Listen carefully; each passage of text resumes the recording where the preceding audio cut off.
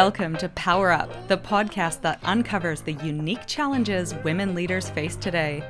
Join your hosts, Nat and Kristen, as we dive into the tough topics and provide actionable insights you can apply right now. Don't forget to hit subscribe so you don't miss any episodes.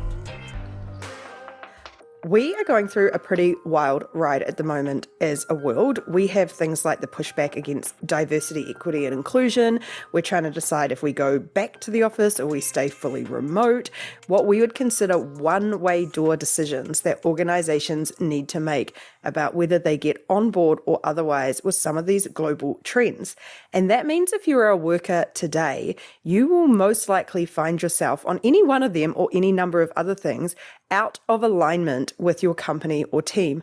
What do you do when you disagree with a company or organization decision that has come down and it's a done deal? What do they say that in life there are only a handful of certainties, and one of them is death and the other one is taxes?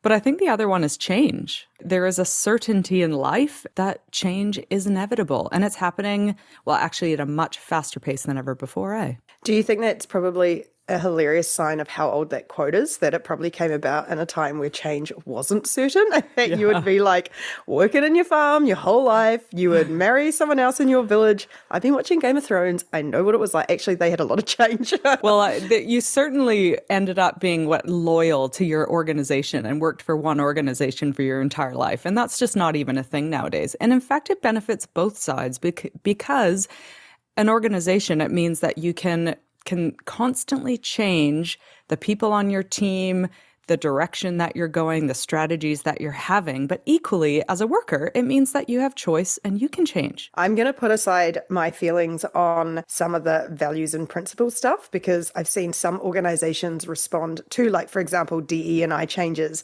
in a way that indicates their fundamental corporate values have changed, which I think we both completely disagree with as a concept. We have a little that aside. Well, to be fair, we haven't put it aside. We've got a little black book and we've got a list of names. A burn book. Our burn book, yeah. We've got yes, everyone is keeping notes. And actually it's a great example of why people don't buy into organizational values, because if you don't live true to your principles, what are you doing? Anyway, so on this, but this is something that feels very real. And I know here where we live, there have been a lot of people impacted by redundancies, for example. And not only does that frustrate them, quite rightly, the approach to doing it is frustrating. And so you can kind of see this culture when something's quite prolonged and it's quite widespread, of this disagreement and all these different reactions to people who disagree. But it does feel to me that the most common one by far is resistance. Is that what you experience? Humans don't do change well, and especially when it impacts us and it impacts our comfort levels and the people we work with and the direction that we're traveling, and you all of a sudden get momentum and then something changes. So we don't do change well. So sometimes we find ourselves on the end of resistance and complaining and negativity. And we're actually titling this podcast Toxic or Just Tired, When to Get Off the Bus. And I think that's an important conversation we should have, because I was reading about this concept of organizational antibodies. And this is when we champion resistance, because, change. This is the concept that just one negative person can affect the entire team's immunity. Actively disengaged people cost $7.8 trillion in lost productivity, Nat. And as a leader and as people who are building businesses, that's kind of a scary thing. Yeah, it really is. And you do see it everywhere. And I remember hearing that with people who worked in employee experience, and they said a lot of organizations measure how engaged their people are, but they don't have negative values of how disengaged people are and how they might be actively working against the organization. And the number of people who do that, like you've just said, is actually quite high. The thing about this, we are obviously huge advocates of self-leadership, this idea of leading yourself, being an example, taking control of your own behavior, being, all of that great stuff. So this idea of resisting decisions doesn't sit super well with us. Well, we've been on both sides, of course, and we've been on decisions coming down that maybe we haven't agreed with, and or have struggled to align with. And secondly, we are leaders that have to make decisions. And we've been thinking a lot about decisiveness and how leaders, in fact, some of the best leaders are just that, decisive. And I think there is a time and place for disagreement, and we're not saying jump on board and just, yes, sir, no, sir sort of behavior. The time for disagreement is prior to. So you've got a whole bunch of tools in your tool belt, and we talk about this a lot, about influence, about sharing your opinion, speaking up at the table, making sure you actively contribute to these decisions as and how you can. Often you can see part of the puzzle. You might be one puzzle piece and you can see the three around you.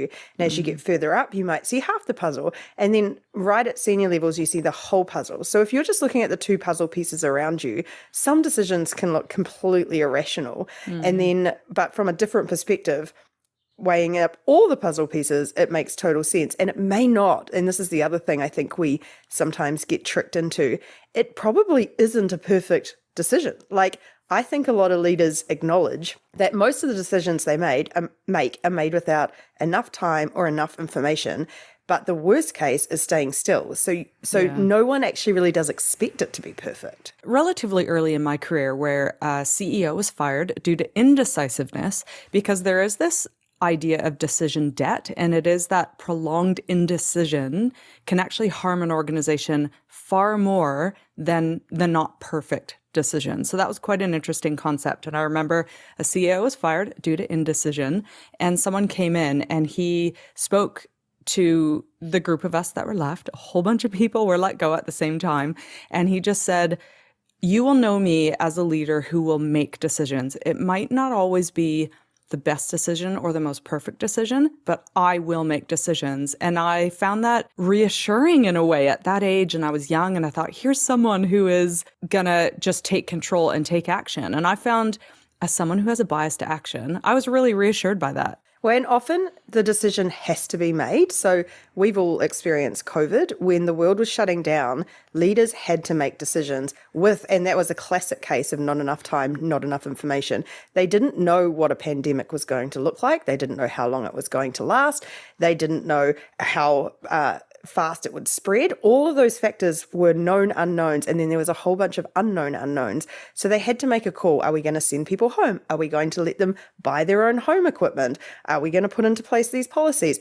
Who knew at the time whether or not, but they had to make a decision. So I think maybe the first thing we really want to convey here is that empathy thing of, sometimes it may not seem logical what's happened, or you may look at a decision and think it's outright ridiculous or that your voice hasn't been heard, but often that is the reality of decision making. And it does mean that a large percentage of the time, not everyone is going to agree with it. As a young person, I remember being put on the spot with him. And at the time I felt as though I'd failed, but maybe not. But what he did after a few weeks, and there was a lot of conflict and people feeling weird about the direction he was taking the company, and you could just sense this general feeling of unease. But I remember he caught me in, who knows, the lunchroom or something one day, and he said, "What would you do?" And I'm thinking, oh my goodness, I'm like 27. I don't know, much about, be it this industry. We were a publicly listed company at the time. And I'm like, this is a CEO who's asking me what I would do. And I muddled through that answer. But it also made me think now, on that question, when so many people are so angry about decisions that politicians and all sorts of people are making, your boss, your manager, the CEO of your organization, and it's so easy to complain, but when presented with the opportunity to share our ideas, there's often a vacuum. Like, I didn't know what the best thing to do was. Like, I was like, dude, you're the one making the paycheck. But that said, I think there's a couple interesting points. It's so easy to complain and resist when we don't have our own ideas. Like, that's a common theme, right? Like, I couldn't tell him what was the right call to make. I just knew whatever we were doing was uncomfortable. And the second thing was the importance of a leader giving everyone that opportunity to voice their feedback, to voice their ideas, and make decisions nonetheless. Yeah, and I think I've seen it a lot recently in a couple of situations. One is in an organization going through a massive industry transformation, and everyone, like, I've been involved in so many conversations about poor leadership, inability to make decisions, disorganization, every complaint under the sun. And I asked the same question. I was like, great, what would you do? Silence, absolute crickets. And then immediate return to all the things that were going wrong. And I was like, that's not the question though. The question is, what would you do? And it is so, and I think just asking yourself that question, fabulous. I love that as a response when you're in these difficult situations to go, what would I do? Because unless you have a very clear picture, probably you should focus on that and like actively contributing to the conversation. I really like that. I think the other thing is, when you are part of an organization, there's two layers. There's the individual decisions, which you are probably going to disagree with a lot of them. And we've just written the newsletter for this week and used the example of returning to office. You may disagree with that, and that's okay. Like, that still requires you to, it still might mean that you want to stick around and keep working there, but you're a bit frustrated. But then there's the other level where you've actually lost faith in the leadership or the decision making, or you've run out of energy to commit to that sort of thing. Like, you might just feel like, I just cannot be bothered going back into the office. And that's okay too. But to me, that feels like that's the second question, other than on top of what's the answer. The second one is, do I actually think that this is a low-level decision I disagree with, or have I lost faith in the organization? Because that leads to two different outcomes as well. Well, and what I hear from you is choice. And I was speaking about my tool as a parent in our last podcast on how I've actually used choice to empower my children, but to also like get them to do the thing that we need to do to get out the door. I really used choice as a parent. And I was thinking, my mom told a story. She used to take us on these outrageous adventures, 8, 10, 12-day hikes as 7-year-old kids. Like, no kids did that. Trekking across the peaks of the Rockies or the West Coast Trail, or just crazy Canadian stuff. Mom's amazing. But she told the story to one of my friends who happened to be over, and she was like, I remember these whining children at 7 and 8 years old, and we were climbing up this insanely steep thing on a single rope and big heavy backpacks, and all these kids were whining, and I looked at them and I said, right, we're going to stop and we have a choice, and we can do one of 3 things, and you get to make that call. Number 1, we can go home. You can choose to go home right now. We'll go down this mountain and we'll get in the car and we will go home, and you can go watch TV like all your friends. Second choice, we can go down to that campground just down there. You see where everyone's in their cars and they're just camping next to their cars? We can do that. We can go join those people and be like them. The third option is we keep going and we will find amazing things up top, but it is completely up to you. It's not going to be easy, but that is the other choice that you get to make.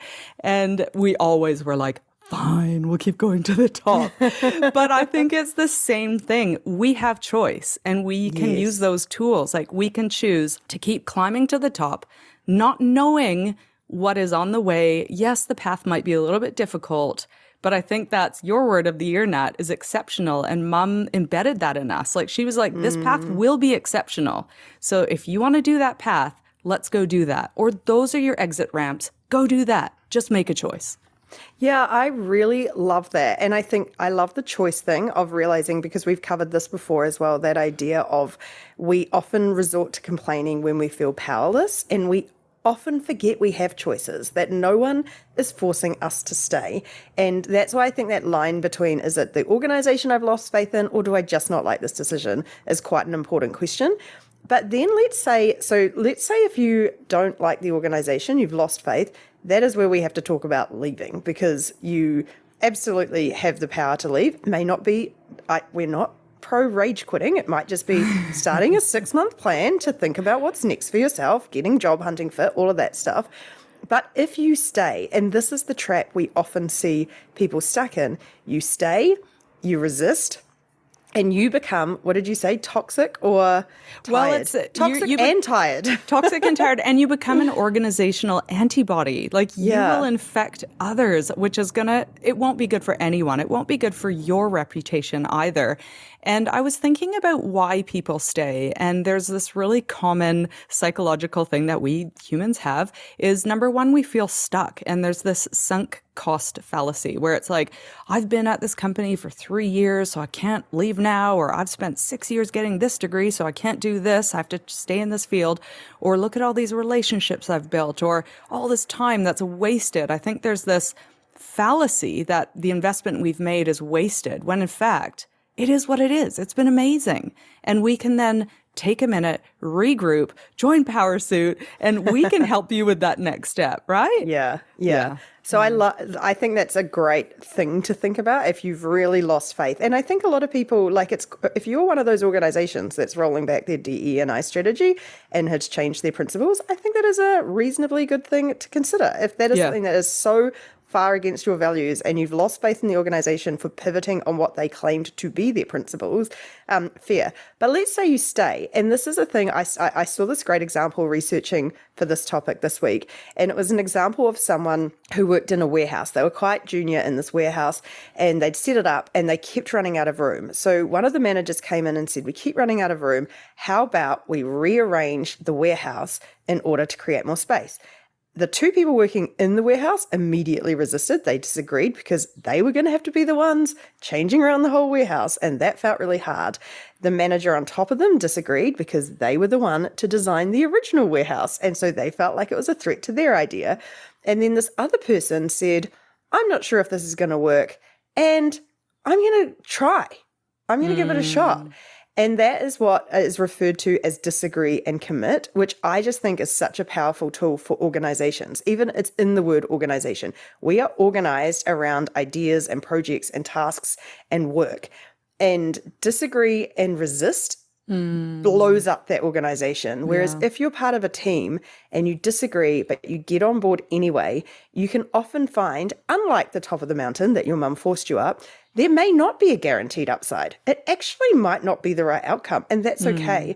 But it is guaranteed to be the wrong outcome if everyone is actively working against it being the right one. So if instead you jump on board, give it your best shot, find positive path in it, you may actually find you were wrong and it was the right call. This is the difference between healthy skepticism and toxic resistance. And I think it's okay for us to be skeptics. In fact, many a company has fallen by the wayside because those healthy skeptics haven't spoken up. You know, the likes of Kodak, Nokia, we've seen Boeing and all of their issues. And people will be having this healthy skepticism in their brains. And either the company hasn't created psychological safety to share that, very important, and or they haven't voiced it.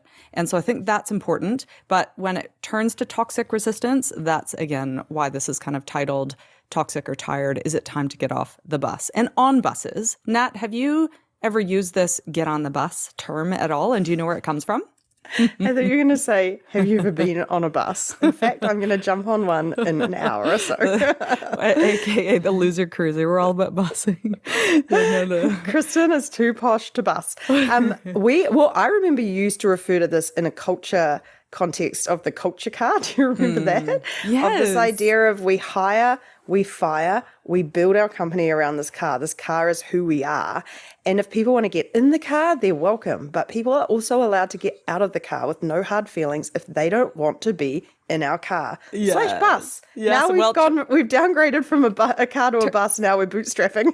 Turns out I stole that concept from a very well-known researcher / business writer called Jim Collins. And he's written this incredible piece of research that is called Good to Great. And his team studied over 1,400 companies over 40 years. And he published these findings in 2001, and it was called the bus principle. So I stole the culture cars, basically just ripped off from this. And he studied good companies over the course of 40 years, and only 11 made the leap to great companies. I'm not going to go any deeper, but what he found was, number one, is the companies that made the leap from good to great had the right people on the bus. So they hired great people. The second was they got them in the right seats. They made sure that those people were in the right places doing the right type of work that aligned with their strengths.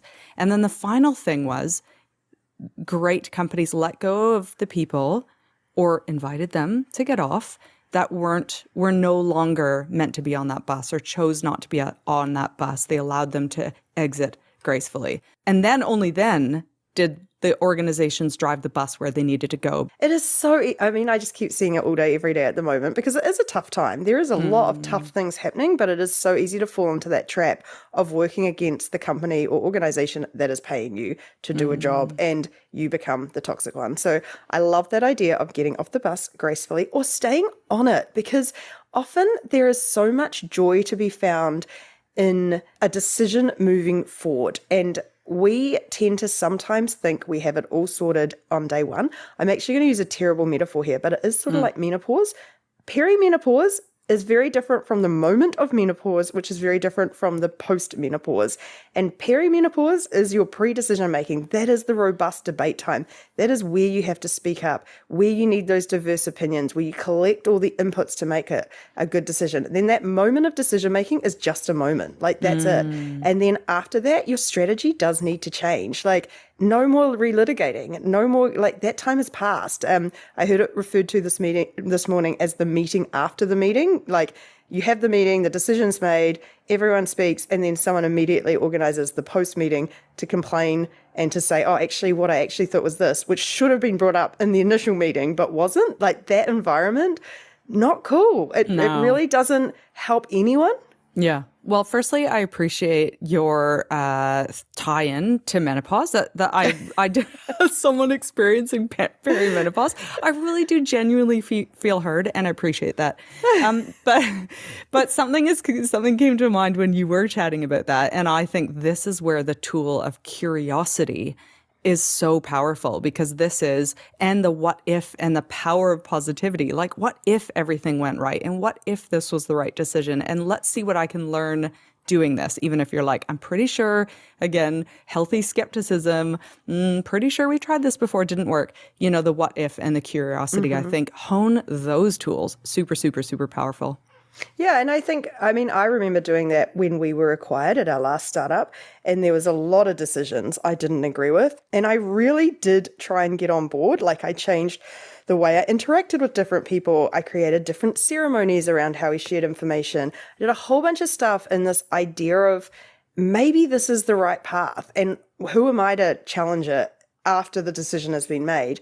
And then the day I realized that nothing I did aligned with those decisions and my values didn't align was the day I went, it's time to get off the bus. And actually, like, we're not saying this theoretically, like, these are decisions we make quite regularly around, do we stay, do we go, how do we tackle things when we are on board and disagree? And it really is a much more effective way to operate in an organization than resistance, and it's harder. It is harder because it's not toxic positivity. It is, and it's not letting your values go, and it's not people pleasing, and it's not having your voice heard. It's none of that stuff. It's actually just going pragmatically, this decision's been made. I'm either going to jump on board or I'm going to get out. Like, those are my options. Staying and resisting, or like trying to put the brakes on the bus, annoying. Well, and it's harmful to your career as well. And I think if we can look back at our life, at all of the things that when we opted to stay with and work through something gritty or something hard, I can't imagine any of us have ever regretted that. And likewise, those that have opted to get off a bus and have a career change, a job change, a role change, whatever that might be, I don't think any of us have regretted that either. So the do something is still there for us. We still have the power to do something. And it very much is a mindset thing. But of course, power suits in your corner. And I do have a quote. Absolutely. I have a quote. Great. Yes. And it is from Jim Collins, because we've been chatting about him today. And I ripped off his research study at our last company. And this is, again, author of Good to Great. And he says, if you have the wrong people, it doesn't matter whether you discover the right direction, you still won't have a great company. You're not going to have the right bus if you get the wrong people and they're not great. So as a leader, I think it is a good reminder. How can you create the situations where people can feel heard, but then you are storytelling and inspiring and using all of your tools to get people to join you, on the bus, and how that can happen. That's great. Can I do a quote this week too? Because I like this one from the Disagree and Commit, one of the inventors of the philosophy. It is agree and commit, disagree and commit, or get out of the way. Nice. I really like that. That's a guy, Scott McNeely, who I think was a CEO of one of the big tech firms in about 1980s, 1990s. I just think that's really succinctly covers it. Agreed. Agreed. Amazing. Hope everyone has a great week. Check out powersuit.com. Give us 5 stars on this if you did enjoy the listening. And also, always, we love to hear from you. Reach out to us if you opted to get off the bus at one point and are loving that decision. And also, those that have chosen to commit, we'd love to hear that too. And we will catch you next time. Bye.